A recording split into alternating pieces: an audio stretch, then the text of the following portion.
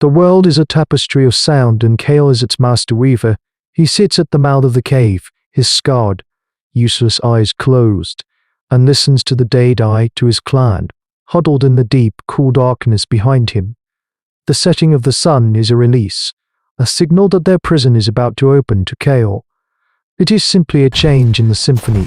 The high, frantic chirping of the daybirds fades, replaced by the lower, softer calls of creatures that own the night. The incessant hum of insects shifts its pitch. The wind, losing the sun's heat, now whispers through the tall grasses instead of roaring. This is his time, the time of the night seers. His people are nocturnal. They did not choose this life, it was forced upon them by the god of the daytime, the great axe-headed terror bird.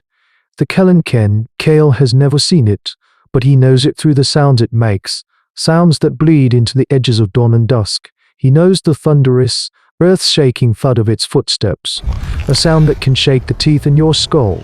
He knows the dry, rasping hiss of its breath, and the sharp, percussive crack of its massive beak snapping shut on bone. The Kelenken owns the sun. To be caught in the open under its gaze is to be reduced to a red smear on the savannah in the space of a heartbeat.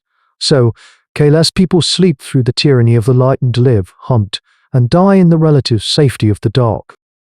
And in this world of darkness, Kael, the blind man, is king. His apprentice, a young, sharp-eyed girl named Alara, touches his shoulder. It is time. She whispers, he nods. Her whisper is a complex thing to him. He hears the dryness of her throat, the faint tremor of hunger in her voice. The soft rustle of her hide shift as she moves, while the others are still blinking, their eyes adjusting to the gloom. Kael is already hunting. He stands, and the world unfolds before him in a three-dimensional map of sound. He hears the rustle of a small rodent in a bush 50 paces to his left. He hears the faint, rhythmic chewing of a herd of grazing mammals far downwind. He hears the drip of water from a stalactite deep within their cave, and from the sound's echo, he knows the water bladder is nearly empty. Alara is his eyes, but he is her senses. Her role is to describe the things sound cannot reveal: the color of a fruit, the steepness of a distant cliff. His role is to lead them through the darkness, to find the prey, and to hear the predators long before their clumsy, sight-dependent ears can register a threat. Tonight, the hunger in the clan is a low, desperate hum. They need a significant kill. Kael cocks his head, filtering out the ambient noise, focusing, reaching with his hearing. And then he finds it. The sound is faint, carried on the edge of the wind. It is the slow, deliberate crunch of tough roots being dug from the earth, punctuated by the occasional soft grunt, a Hesperhys, a kind of prehistoric peccary. It is alone. It is big enough to feed them for days, and it is deep in the tall grass basin, a place where sound plays tricks, a place where other, quieter hunters like to roam. If you have ever closed your eyes and truly listened to the world, then you can begin to understand the landscape Kael inhabits. Walk with him now, into a darkness that is not empty, but full of a terrifying, unbeautiful clarity. He touches Alara's arm, a series of quick taps that is their silent language. Large prey, alone, south basin, follow. He takes his fire-hardened spear, a tool he knows by the precise sound it makes cutting through the air, and steps out of the cave. He does not stumble. He moves with a fluid, confident grace, his feet finding their purchase on the rocky ground, as if he can see every stone. In his world, he can. The tall grass of the basin is a treacherous ocean of sound. Every gust of wind sends a wave of rustles and hisses washing over Kael, a confusing, chaotic noise that threatens to drown the subtle clues he needs to survive. Alara walks a pace behind him, her hand resting lightly on his shoulder, her eyes wide, trying to pierce the oppressive, moonless dark. To her, the world is a terrifying void of shadows.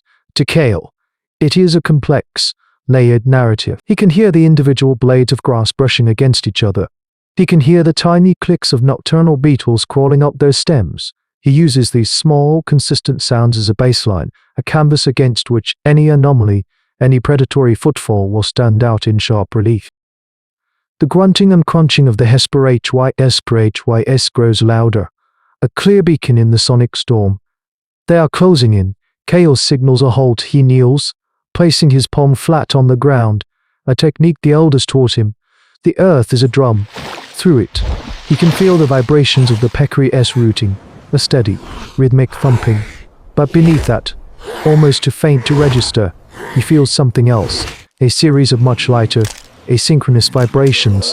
They are a ghost sound, a silence that has weight. He rises, a cold knot tightening in his chest. He cocks his head, listening not for a sound, but for its absence. He focuses on the chorus of crickets. To the east of the peccary, a section of the chorus has gone silent. Something is moving through the grass there, its passage a hole in the natural symphony of the night. "What is it?" Elara whispers, her voice tight with tension. She can see nothing, hear nothing but the wind and the pig. Kael places a finger to her lips. He strains his senses, building a mental map, a form of echolocation that uses the ambient sounds of the world instead of his own. The silence is moving, yet he's circling, not toward the peccary, but toward the path between them and their prey. It is a coordinated movement. Pack hunters, smart ones. He recognizes the pattern, a memory of sound from a hunt long ago that ended in a scream. Troodon, the smartest of the small killers. Feathered nightmares with disproportionately large brains and eyes that can rink the faintest starlight. They are not hunting the peccary. They are using it as bait. They are hunting the hunters. This is the hard choice, the fulcrum on which survival pivots. The clan is starving. The peccary is a guaranteed meal, so close he can smell the dirt on its snout. To turn back is to condemn his people to another day of gnawing hunger. But to continue forward is to walk Elara, his apprentice, his eyes, into a perfectly laid ambush. The Trood almost silent, their feathered feet making barely a whisper in the grass. He is the only one who can hear them, and even he is straining. Elara, with her sight-dependent brain, is utterly defenseless. He is her only warning system, and he has led her into a trap. The weight of that responsibility is heavier than any predator. He makes his decision. He will not sacrifice the girl, but he will not sacrifice the meal. He taps her arm. A new, urgent sequence. Trap. Stand still, do not make a sound. He knows the Troodon are intelligent, but their intelligence is that of a predator. They are focused on the hunt, on the geometry of their ambush. They will expect their prey to do one of two things: blunder into the trap, or flee. Kael will do neither.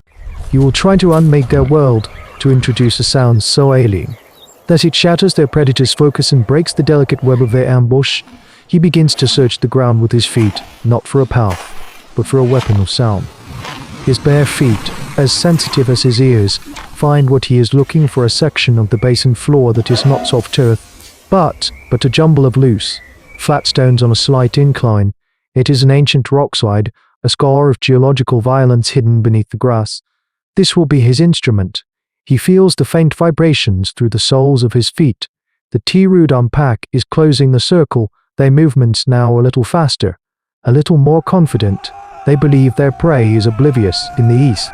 The absolute black of the sky is beginning to soften, the barely perceptible shift toward a deep, bruised purple. Dawn is coming. With it will come the day god, the Kelenken. The terror bird's hunting ground is the open savanna that borders this basin. Its thunderous footfalls are the sound of the world ending. Kael's plan is a desperate, insane gamble, a piece of sonic mimicry that could save them or get them killed twice over. He turns to Elara, his hands finding hers in the dark. He taps out a frantic, complex instruction on her palm: run. West, back to the rocks. When you hear the thunder, do not stop running. She hesitates for a fraction of a second, her trust in him warring with the primal terror of leaving his side. Then she squeezes his hand once and is gone. A whisper of movement fading into the rustling grass. Kael is alone, a blind man standing between two sets of predators. He takes his spear and jams the bladed end between two of the largest rocks at his feet. He begins to heave, his muscles straining. Using the spear as a lever, the sounds he makes are loud, clumsy, a deliberate violation of every hunting instinct he possesses. The Troodon stop. He can hear the shift in their posture, the focused silence of their ambush breaking into confusion. What is their prey doing? The first rock gives way with a sharp crack, sliding a few feet and striking another. The sound is shockingly loud in the Troodon quiet.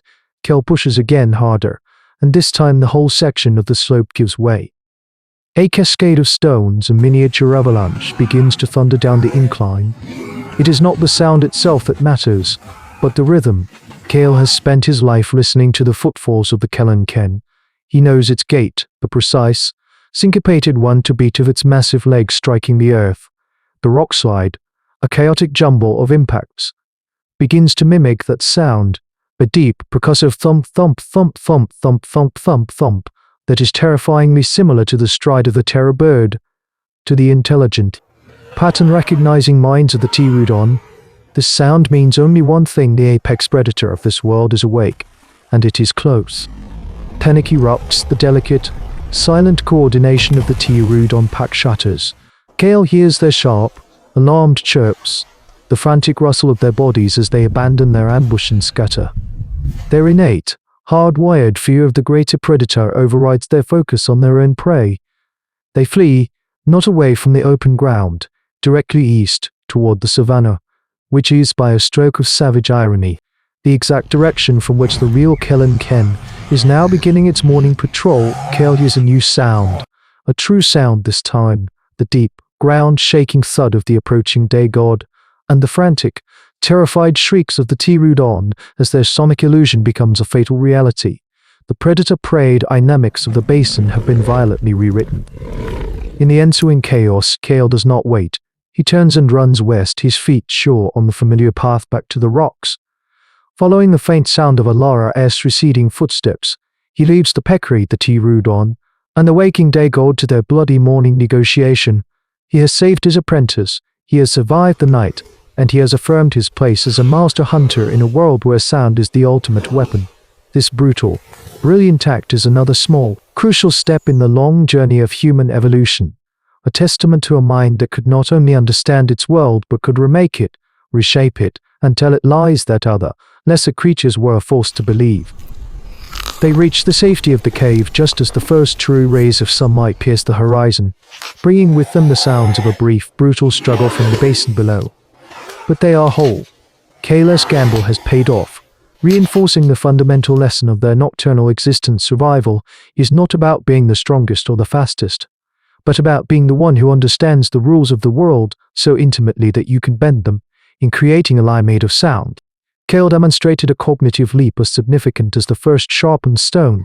He did not just use a tool, he weaponized an idea. He manipulated the instincts of his enemies, turning their deepest fears into a shield for his own people.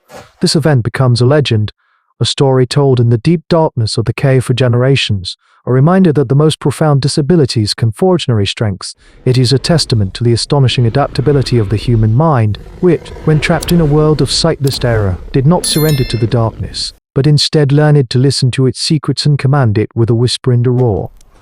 The greatest hunters do not just stalk their prey, they orchestrate the symphony of their fears. But what new monster will emerge when the clan is forced to hunt in the daylight once more?